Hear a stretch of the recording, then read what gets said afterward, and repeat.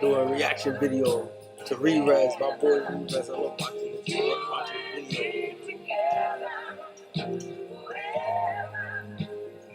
Click and subscribe.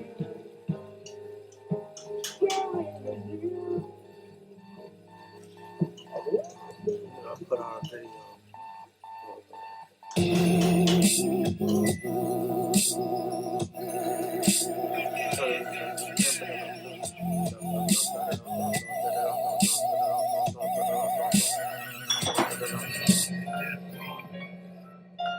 Oh, this video is like 52 minutes. I'm not gonna watch the whole thing, but I'm gonna watch half of it.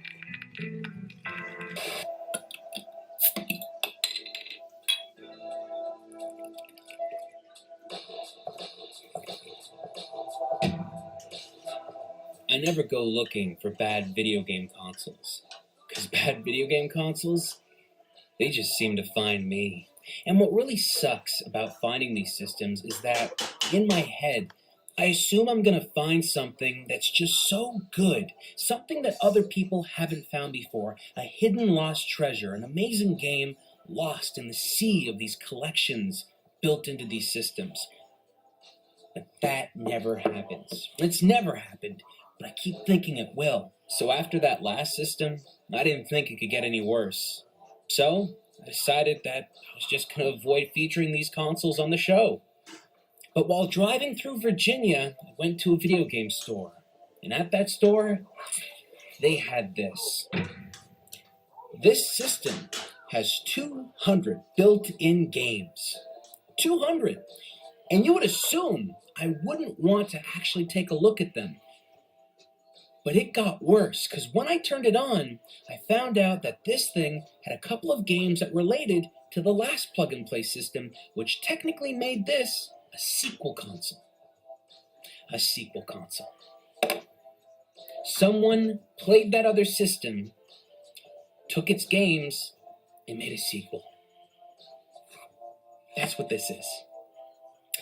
So, I had to play all 200 games. And I did. And I did. So without any further ado, for you guys, let's take a look at the games. What you're about to see is a random selection of some of the very worst titles I found on this system. I didn't really want to sit you through all 200 games, because if I were to do that, we'd be here pretty much all day. F-22, a game that stars a jet fighter in space, but jets can't go into space. So, none of the levels in this game take place in space. The game is a basic shoot-'em-up. You take a hot pink jet, fly it through one of 3 levels, and fight some bosses at the end of the stages. The endless barrage of enemies that are thrown at you before you get to the bosses are pretty uneventful and really boring. But what is interesting are the boss fights themselves. Now, the first boss I really couldn't identify. It seems to be some gigantic crop duster, but see, the game is having trouble actually rendering this stuff. There's just far too many things going on the screen at once, so everything starts to flicker and break up the longer you play. Now, these flickering issues are throughout the entire game, but they're always the worst as soon as you get to the bosses. Like this second boss that kind of looks like a bug's head or something. I swear they didn't even work too much on the design of these things. You gotta love the copyright date on this game. Copyright 2005 SR06882. How lazy could you have possibly been to not look over at your calendar beside you and type in the actual year? Racing Fighter, a complete and total knockoff of Road Fighter, but this is something a little bit special. You see, one of my favorite games of all time happens to be Jackal on the NES, and this right here steals the Jackal sprites. It's like stealing a part of my childhood and dumping it into another game that I never really liked to begin with. Hey, speaking of Jackal, let's take a look at Vanguard. It's Jackal with a tank, which I guess you can do. I mean, once you've stolen the sprites from Jackal, why not just lift the entire game over? Well, no, they had to do their own thing here.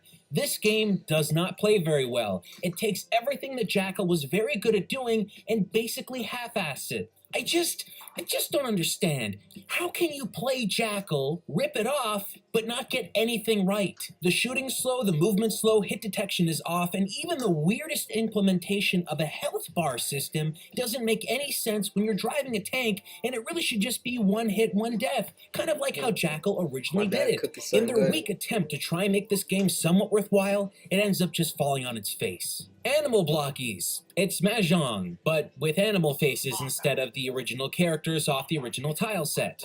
So, there. That's all this is. It's not fun to play, and it never will be. Magic Johnny. Now, this game actually has a story, and I'm going to read it to you exactly how it's written. Because nutrition sucked by the huge monsters, sore all the plants have shriving one. This atmosphere of peace has been destroyed. The green land is becoming to wasteland, and people's lives were also threatened by monsters. Till one day, a little hero called Johnny has come up. Oh, Johnny. He must defeat all these monsters by his magic flower. What?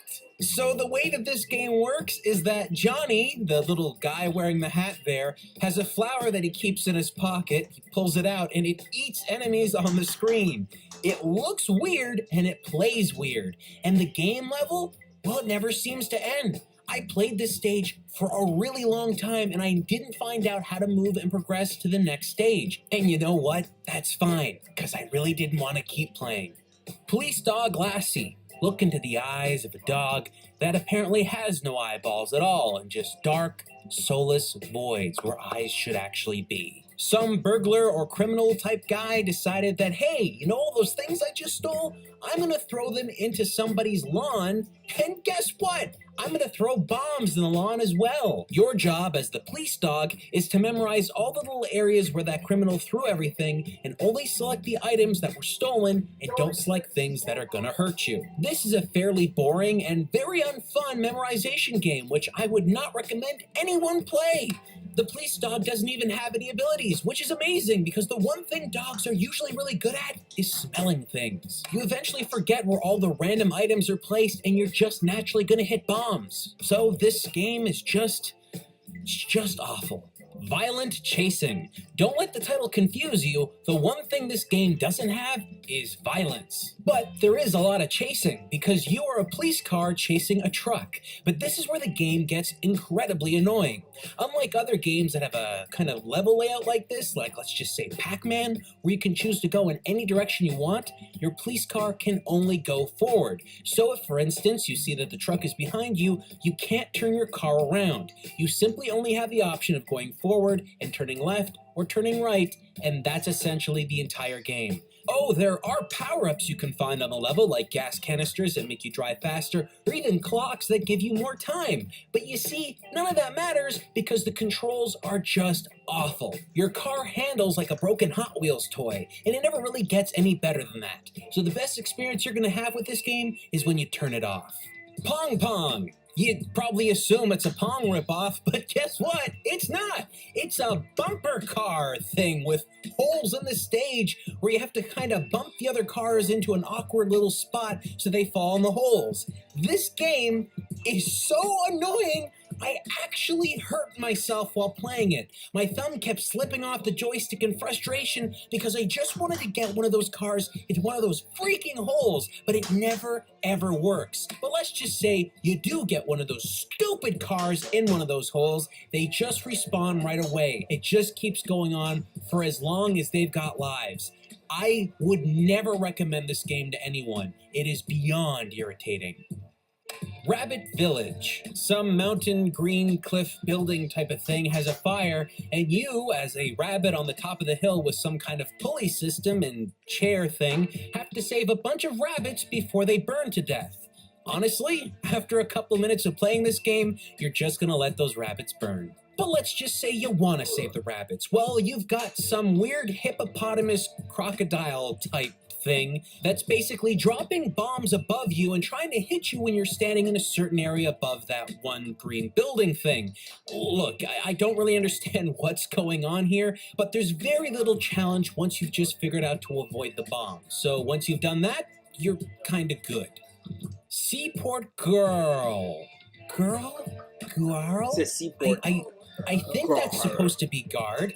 Anyway, you're a tank, and you have to shoot at a boat, and that's really the whole game. In fact, this is one of the levels you would have found in Jackal, that game I talked about earlier on. But here's where it gets weirder. Every time you beat this boat, you'd probably assume a different boat would appear, but that's not what happens. The walls on the left and right just get longer and longer, and it makes it harder to avoid the shots.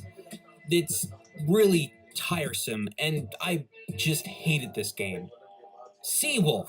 You ever want to play a game where you basically just sit there and do nothing for a really long time and move awkwardly left and right until some kind of ship goes into your sight so you can shoot at them with no hope ever of them actually shooting back at you? Well, good. This game is for you. Spring World, an entire game where you just avoid things. It's not even that hard to do it. Your character moves really slow, I'll give it that, but you just kind of time your movements, and the game is pretty basically easy to beat. Through-Man, a very basic side-scrolling shoot-'em-up. Unfortunately, the feathers you throw at your enemies don't really go that far, and it kind of makes it impossible to attack anything from a great distance. The game really doesn't do anything special, and then it totally changes perspectives all of a sudden, and the gameplay gets even worse than it was before. You can't aim properly, you can't dodge things that are coming at you, and unfortunately, those stupid little feathers that just don't go the distance still don't go the distance, and if you're even lucky to get through this area, it just loops again and again and again. I just had to stop playing because I was getting sick of seeing this all the time.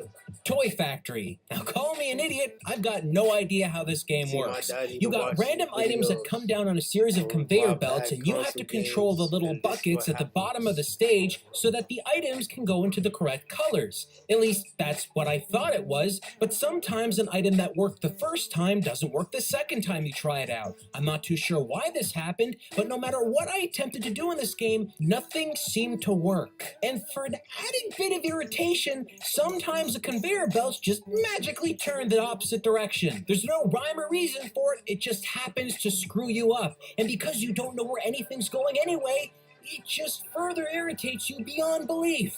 Star. I've got no idea what's happening in this game. It's a bunch of random stars in the background, and you control a star, eating smaller stars to become a bigger star, maybe? But even then, I'm not too sure if that's what the game is.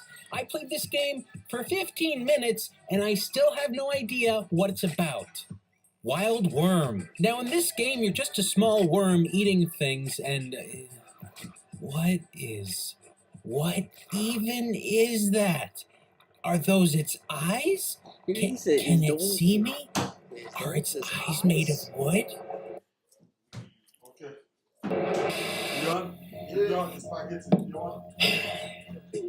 Let's talk about this console. Yeah. It's small. Look at it. It's time to end the video because I don't want to make this video long. So, yeah, like the video, comment below. If you feel, put your thoughts in and stuff. And yeah, subscribe to the channel. And yeah, Universe 1111.